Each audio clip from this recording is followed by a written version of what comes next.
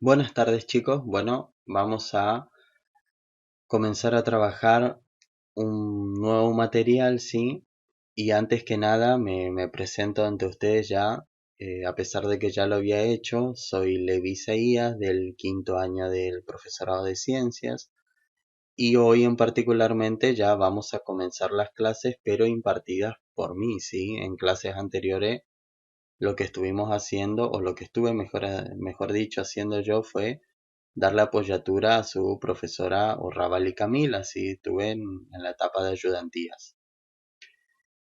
Para comenzar con este tema, con este material en particular de Friedrich Nietzsche o Friedrich Nietzsche, como ustedes lo llamen, tienen que tener en cuenta algunos puntos bastante importantes. Primero que todo, que esta obra en particular, que de hecho le va a salir el título en la pantalla, ¿sí? Así habló Zaratustra, se llama el libro, o el Zaratustra también lo pueden llamar.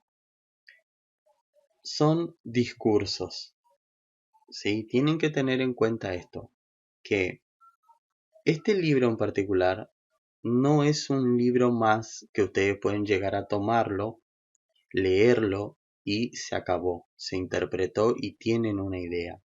No es lineal este libro, tienen que comprender esa parte, porque por decirlo de alguna manera, así habló el Zaratustra, es la obra más grande o la obra de Nietzsche, en donde explica ciertas cuestiones que luego se van a ir repitiendo, ¿sí? O se van a ir teniendo en cuenta en otros materiales que él escribió, como La Galla Ciencia, Ecce Uomo, Más allá del bien y el mal, eh, diferentes materiales bibliográficos que él fue armando, que él fue escribiendo durante toda esa etapa productiva que él tuvo como escritor, que fue bastante prolífera, por así decirlo, hasta caer en una demencia, ¿sí? Con problemas mentales. Y partiendo desde ese punto, también tienen que tener en cuenta que no hay un solo Nietzsche. Hay diferentes, desde lo que es la Galla Ciencia, Ecce Uomo, eh, este libro que vamos a trabajar ahora, como ya les dije, hacia el Zaratustra, la dualidad que él intenta incorporar en otro material como lo es Más allá del bien y el mal. Pero tengan en cuenta esto, Nietzsche o la lectura que ustedes tienen que hacer de Nietzsche no es lineal, ¿sí? No tienen que tomarlo tan literal. Nietzsche usa metáfora, sí las usa. Así habló el Zaratustra, es metafórico, es un libro metafórico, es completamente metáfora, ¿sí? Yo de hecho lo tengo acá en otra PC, al PDF abierto, porque fui marcando puntos que a ustedes mismos les quiero comentar. El PDF va a estar acá en la descripción, en la parte de inferior, ¿sí? En la descripción del video para que lo descarguen y también lo voy a subir al grupo de WhatsApp, ¿sí? Junto con este video, porque haciendo un paréntesis, en el caso que ustedes estén viendo este material, quiere decir que la conferencia para la cual yo tenía que llegar a explicarle este tema ha fallado, ¿sí? Entonces, si están viendo este material, quiere decir que de por sí la clase por medio de la teleconferencia ha fallado. ¿Se entiende? Ahora, volviendo un poco más a la obra, si habló el Zaratustra, como ya le dije, no lo tomen de una manera lineal. Es metafórico, es completamente metafórico. Nietzsche de por sí en todas sus obras es metafórico, ¿sí? Como nota color, de por sí él incluso llega a tomar a la verdad como una metáfora. Más adelante lo vamos a ir explicando durante las clases. Pero, como ya les dije, este material en particular, así habló el Zaratustra, ¿sí?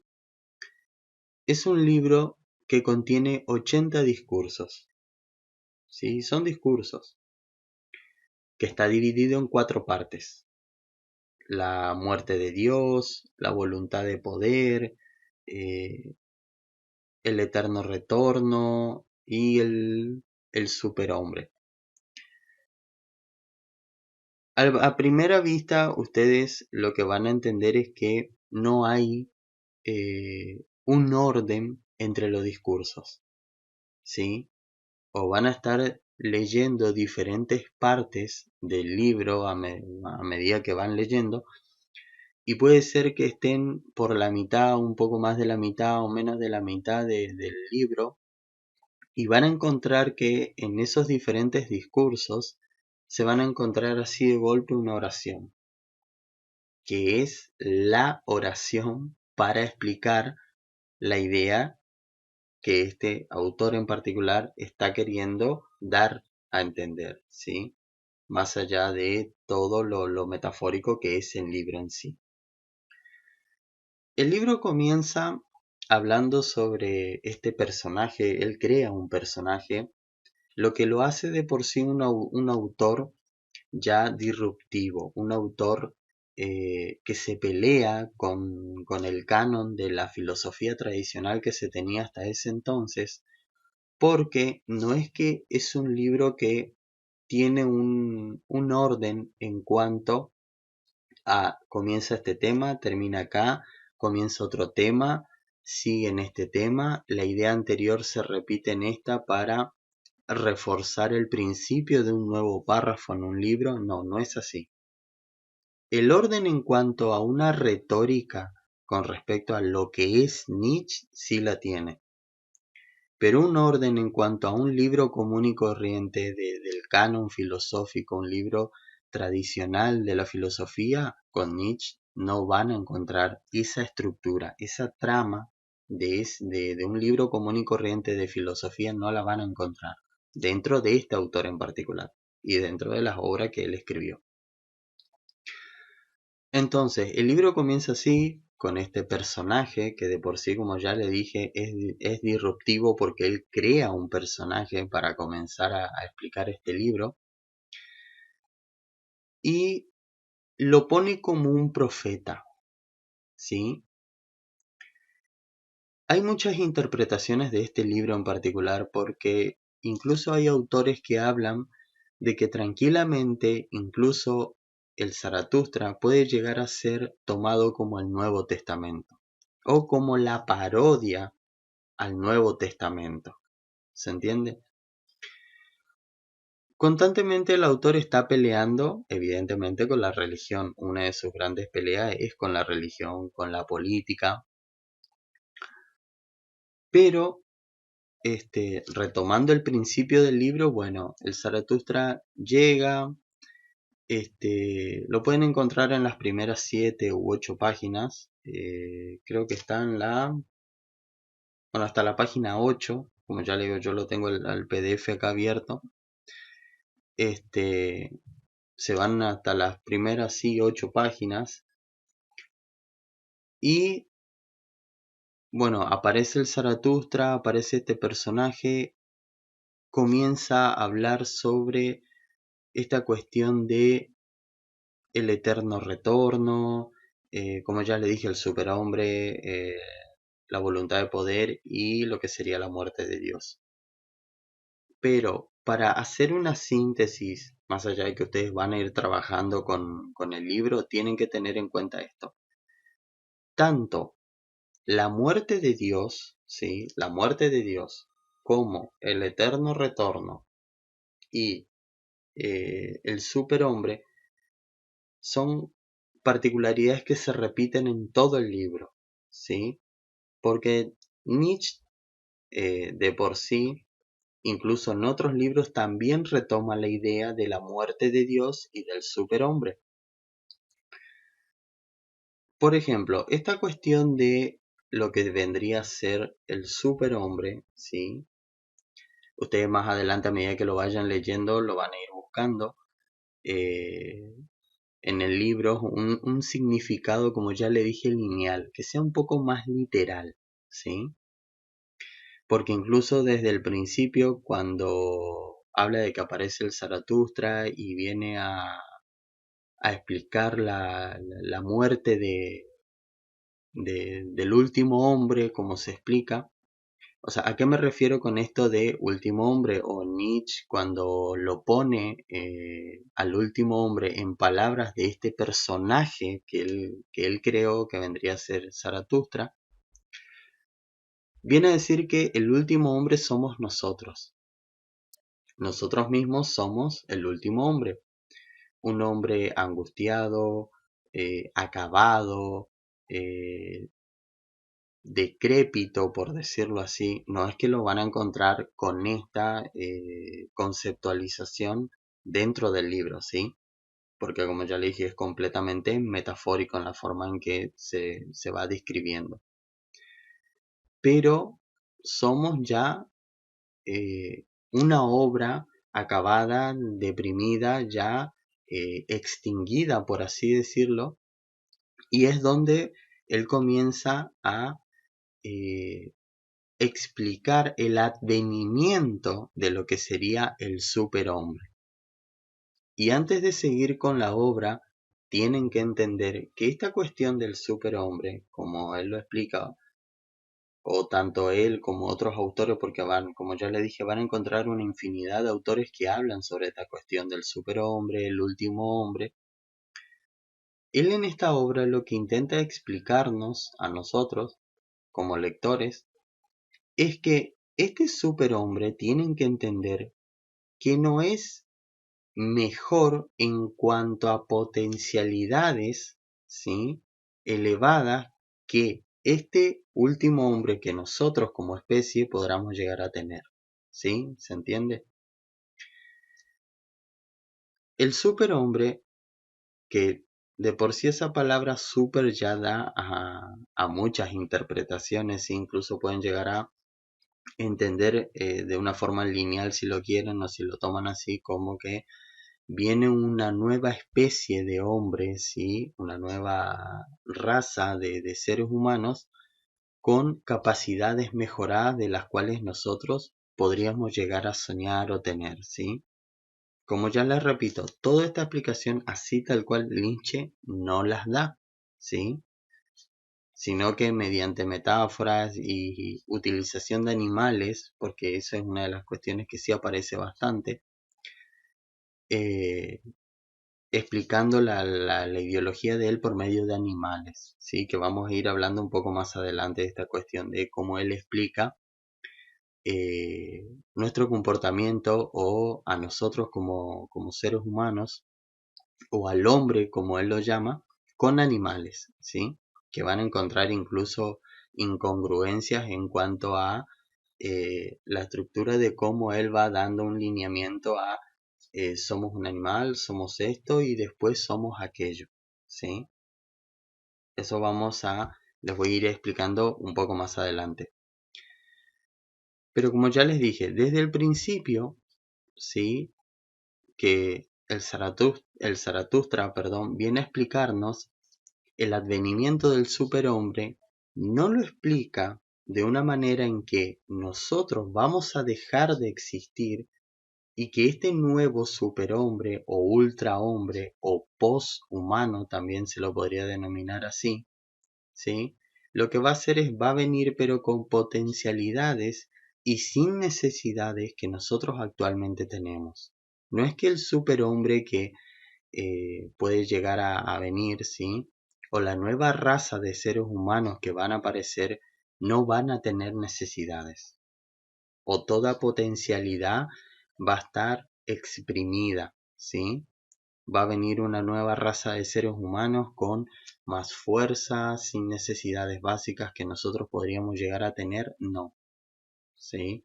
No se refiere exactamente a eso, sino que es un hombre más libre, como él lo ve. Por eso también se da esta cuestión de la muerte de Dios, ¿sí?, que se menciona bastante en este libro, por la pérdida del centro, ¿sí? Hay obras donde él explica, por ejemplo, al Papa jubilado, ¿sí? Esta cuestión se ejemplifica bien de la muerte de Dios, por ejemplo, y del advenimiento del superhombre con el Papa jubilado. ¿Por qué él lo llama así? Porque al morir Dios, un papa o un sacerdote o alguien que comulga con la institución, con alguna institución religiosa, ¿sí? Con el clero, con el poder de alguna, como ya le digo, institución religiosa, va a estar en constante búsqueda de un nuevo Dios, en búsqueda de encontrar nuevamente un nuevo centro. Porque es lo que explica que nosotros particularmente, como seres humanos, otra cuestión en la que se habla bastante en el Zaratustra, es que siempre a la humanidad se la tomó por fragmentos. Eso es algo que tienen que tener muy en cuenta. ¿Por qué? Porque desde el principio, el Zaratustra, al principio del libro me refiero, se cruza con un volatinero, ¿sí? Una especie de arlequín, de bufón, ¿sí? Que está en una cuerda, ¿sí? Y está haciendo su viaje de un extremo a otro en la cuerda, y de golpe la cuerda se corta y, bueno, el volatinero cae y muere, ¿sí? O sea, tiene un diálogo corto con el Zaratustra, él lo ayuda y lo lleva hasta una montaña, o sea, un lugar de reposo. Este volatinero reposa, ahí el Zaratustra lo que hace es simplemente comienza lo que sería el desglose del libro. ¿Por qué le digo esto? Porque ahí es cuando el Zaratustra comienza a hablar, ¿sí? Lo único que hace es comienza a hablar, a explicar, y acá es donde comienza esto que le dije, estos 80 discursos del Zaratustra, ¿sí? Donde va explicando la muerte de Dios, el eterno retorno, el superhombre, la voluntad de poder. Cosa particular del punto de la voluntad de poder en este libro, ¿sí? Que no lo explica del todo como lo hace con las primeras tres partes. Porque hay algo que ustedes tienen que tener en cuenta, es que la voluntad de poder, como título o como cuarta parte del libro, en un principio no estaba pensada, ¿sí? Él la escribe 10 años después y cuando se la publica, ya se publica el Zaratustra con esa cuarta parte, pero en un principio únicamente había tres, ¿sí? Porque justamente esto que hace a la voluntad de poder iba a ser el principio de otra obra de él, ¿sí? Ya en sus últimos momentos, ya con esos percances mentales que él comenzó a tener, de hecho pasó sus últimos años en un psiquiátrico, en un manicomio. Y digo esto de pasó los últimos años en un manicomio, en un psiquiátrico, porque, bueno, tuvo un percance en la vía pública con un caballo, creo que se puso a hablar con un caballo, y lo encerraron y lo trataron de loco, lo mantuvieron ahí muchos años hasta que fallece, pero se lo trata de loco justamente por no comprender, ¿sí? Más allá de que de por sí, sí, hay escritos donde explican que él tuvo problemas, particularmente con lo que es hacerse entender por medio de la escritura. Pero se lo trataba de loco particularmente por esas ideas radicales que él tenía, ¿sí? Ahora, a ciencia cierta, saber si realmente esa locura era por parte de una enfermedad o por terminar de explicar ya sea ideas o profundizar en ideas que traten sobre el dualismo de más allá del bien y el mal o explicar más su obra en cuanto a la Gaya Ciencia, Ichigomo, que de por sí Ichigomo se los recomiendo, ¿sí? Ahora que tienen la posibilidad de comenzar a desmenuzar esta cuestión de este libro en particular, así hablo del Zaratustra, porque en Ichigomo van a encontrar, ¿sí? Particularidades que acá no están, ¿sí? Como por ejemplo el por qué él escribió este libro, ¿sí? ¿Por qué él escribió Más allá del bien y el mal, la genealogía, otro libro que es bastante interesante, también si quieren lo pueden comenzar a leer, como para ir hilvanando ideas en esta cuestión del superhombre, el último hombre, ¿sí?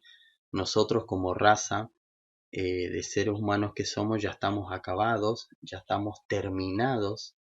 Y el advenimiento de esta cuestión del superhombre lo que viene a explicar, como ya les dije en un principio, que es algo que tienen que tener en cuenta. No es una nueva raza de seres humanos sin necesidades, que nosotros sí tenemos, ¿sí? Alimentarnos, socializarnos, ¿sí? Contextualizar con el medio donde nos encontramos, ¿sí? No es que este nuevo ser, este nuevo humano, este ultrahumano, post-humano, viene con todas las fortalezas y sin ningún tipo de necesidad. Simplemente es otro, ¿sí? Simplemente es otro hombre que es libre, dentro de lo que podríamos llegar a explicar lo que sería la emancipación misma, ¿sí? Puede llegar a ser que en otras cuestiones, en otras materias, ustedes lo pueden llegar a entender, por ejemplo, si quieren desde el punto de vista de Freire. Freire de por sí le va a explicar a ustedes, si es que lo tienen en otra materia, que no existe la emancipación ni la libertad. Mediante el conocimiento van a llegar a un cierto grado de emancipación, pero libres no van a ser nunca, ¿sí? Pero a lo que respecta a Nietzsche, ¿sí? Este superhombre lo que viene a hacer es explicarnos que viene a intentar hacer un hombre libre, sin ataduras, ¿sí? Políticas, religiosas, económicas, ¿sí? Pero sigue manteniendo las necesidades que nosotros podamos llegar a mantener. No es que es un hombre netamente en cuanto a potencialidades que nosotros podamos llegar a tener, esta nueva raza ya las tiene, ¿sí? Porque no es así. Entonces, partiendo de esto, es donde llegamos a esta cuestión de, como les dije, se corta la cuerda donde el volatinero estaba haciendo su juego, cae, evidentemente muere. Antes de esto, bueno, como ya les dije, el Zaratustra lo lleva, tiene un diálogo bastante corto con él, y es donde él comienza a hablar, ¿sí? Pero hay una particularidad antes de comenzar con el primer texto, que vendría a ser de las tres transformaciones, en donde tienen que tener una particularidad en cuanto a prestar la atención a esta cuerda que se corta en donde estaba el volatinero haciendo sus acrobacias, ¿sí? Porque esto a él Nietzsche lo toma, ¿sí? Como un tránsito. Porque él ve que nosotros, como seres humanos, él lo ve al hombre, dice él, como tránsito, ¿sí? Ahora, ustedes me vienen a decir, sí, la cuestión que no somos tránsito, la raza humana es, eh, por darle un ejemplo, ¿no? Es heterosexual, liberal, autosuficiente, eh, un montón de características ustedes me pueden llegar a dar con respecto a lo que es el ser humano. Pero para Nietzsche, sí, la idea de que el ser humano es tal cosa, es compartimentar a la raza humana, que es lo que, según él, estamos haciendo mal. Él explica que nosotros somos tránsito porque lo que siempre se hace, o lo que muchos autores hacen, que él critica, es esta cuestión que se toman retazos de la historia, ¿sí? Se toman fragmentos de la historia, de la evolución nuestra propia como raza, y se dice, entonces, tomamos este fragmento de la historia y vamos a decir que el ser humano es así, así, así, con estas particularidades, con estas características, con estas puntualidades que hacen que nosotros seamos seres racionales, ¿sí? Que seamos mejor, por ejemplo, que una bacteria. Nosotros nos creemos mejor que una bacteria, como explica Nietzsche, y la bacteria sigue estando ahí desde hace miles y millones de años. La bacteria vive y sigue viviendo, y nosotros lamentablemente sabemos muy bien que como raza y como seres humanos, tarde o temprano implotamos, vamos a terminar de dejar de existir, ¿sí? Pero hay algo que hay que tener en cuenta, ¿sí? Que en este punto del libro donde él habla de que somos tránsito, lo que estamos queriendo decir, o lo que mejor dicho, él intenta explicar, es dejar abierta la idea de que somos o estamos en constante transformación. No tenemos que hacernos a la idea de que la raza humana es algo acabado, es algo finito, ¿sí? Por eso le decía, ustedes me pueden llegar a debatir la cuestión de que no, nosotros como seres humanos, como raza, tenemos estas particularidades, tenemos diferentes características que hacen que seamos lo que somos. Para Nietzsche en particular, somos tránsito, ¿sí? Y lo que hace la raza humana es tomar un fragmento de ese tránsito, de esa transformación que nosotros somos, y hacerla quedar bien o incrustarla, mejor dicho, o sustantivarla como algo que sí o sí es así. El ser humano es así y punto. ¿Se entiende? Eso vendría a ser todo lo que sería la primera parte antes de comenzar a hablar de eh, el primer texto de la primera parte que vendrían a ser las tres transformaciones, ¿sí? Entonces tengan en cuenta, Zaratustra es una especie de profeta que viene a advertirnos a nosotros, ¿sí? Sobre el advenimiento del superhombre. Ahora, con respecto a esto, como ya les dije, puntos que tienen que tener en cuenta para seguir la lectura. El superhombre es una nueva raza de seres humanos, pero que no es mejor que nosotros en cuanto a la potencialidad a la que nosotros podríamos llegar a tener, pero este superhombre ya las tiene. ¿Se entiende? No es una nueva raza de sujetos sin necesidades, que nosotros sí tenemos, ¿sí? Otra cosa, somos tránsito, recuerden muy bien esto, porque es algo bastante recurrente en cuanto a nuestra propia naturaleza, ¿sí? Que estamos en constante transformación. Yo le explico así de esta manera porque para seguir entendiéndolo un poco más a Nietzsche, hay que entender que él justamente hace esto, radicaliza toda cuestión filosófica y la lleva a su extremo. ¿Qué le quiero decir con esto? Sale completamente de ese canon o filosófico o esa estructura filosófica tradicionalista que se tiene, ¿sí? Él pelea constantemente con cuestiones como esta, ¿sí? Con esa filosofía tradicional que se tiene. Entonces, en esta primera parte de las tres transformaciones, él viene a explicar muy bien cómo en realidad somos nosotros, en qué nos basamos, qué creemos que somos y cómo terminamos, ¿sí? Y acá es donde comienza esta cuestión de la incorporación de animales, que es algo que lo van a ver bastante en todas sus obras, y no solamente en esta, sino en otras también, porque él comienza hablando sobre, como ya le dije, va a hablar de tres animales, él comienza hablando sobre el camello, ¿sí?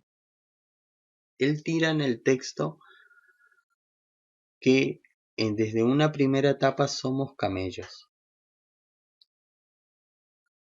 Uno puede llegar a entender esto o no entenderlo, o releerlo y releerlo y buscar algún tipo de explicación racional, tradicionalista, estructuralista de la filosofía, pero no la van a encontrar, ¿sí? Porque él justamente juega con esta cuestión de ir rompiendo constantemente esta cuestión de la filosofía tradicional. Nietzsche no les dice a ustedes somos camello porque cargamos constantemente con esa moralidad, con ese deber de ser, ¿sí? Con el deber ser con esa carga ética que puede que no nos guste, que no nos simpatice, y lo tenemos que hacer igual, ¿sí? Porque se nos impone así y porque la sociedad en la que vivimos es así. Incluso el camello tiene una joroba y esa joroba puede llegar a ser entendida como el peso de todas aquellas cuestiones que nos reprimimos porque éticamente o moralmente están mal vistas en el contexto de la sociedad en la que vivimos. ¿Sí? Nietzsche no les va a explicar eso en el libro. Tira camello. Y de ahí abrir un montón de interpretaciones, incluso hay muchos autores que se dedican a explicar fervientemente desde el punto de vista de la filosofía tradicional. Camello es esto, tal cosa, tal punto, porque Nietzsche esto quiso decir. No les digo que eso puede llegar a ser que esté mal o esté bien, pero más adelante, a medida que van leyendo las diferentes obras de este autor en particular, yo le digo esto porque tuve la particularidad de leer varios materiales a lo largo del cursado de la carrera en antropología, ¿sí? Tanto en antropología como en filosofía, en sujeto incluso, ya sea 1, 2 y 3, fuimos dando diferentes materiales de Nietzsche y en lo particular para mí, uno de los filósofos que más va a comenzar a romper con este estructuralismo de buscar un fondo, porque es otra cuestión de la que se habla bastante, de esto de que nosotros como seres humanos necesitamos un fondo, ¿sí? Y Nietzsche viene a decirte que en el fondo lo desfondado, ¿sí? O sea, nosotros constantemente estamos buscando como seres humanos, según él, es tener un fondo, tener un centro, tener una guía, pautas para que podamos llegar a regirnos. Por más que tengamos una joroba como camello que nos impide decir qué pensamos, qué decimos, cómo lo decimos, si esto nos gusta, si esto no nos gusta, ¿sí? Y lo tenemos que hacer porque son normativas tanto morales, éticas, jurídicas que tenemos dentro de la sociedad en la que vivimos. ¿Se entiende? Entonces somos camellos. Lo tira así. El camello tampoco tiene un diálogo, por así decirlo, en la primera parte. No es que explique exactamente lo que le acabo de decir, ¿sí? No, Nietzsche no va a venir a decir exactamente el camello tiene esa joroba y lo que representa son todas aquellas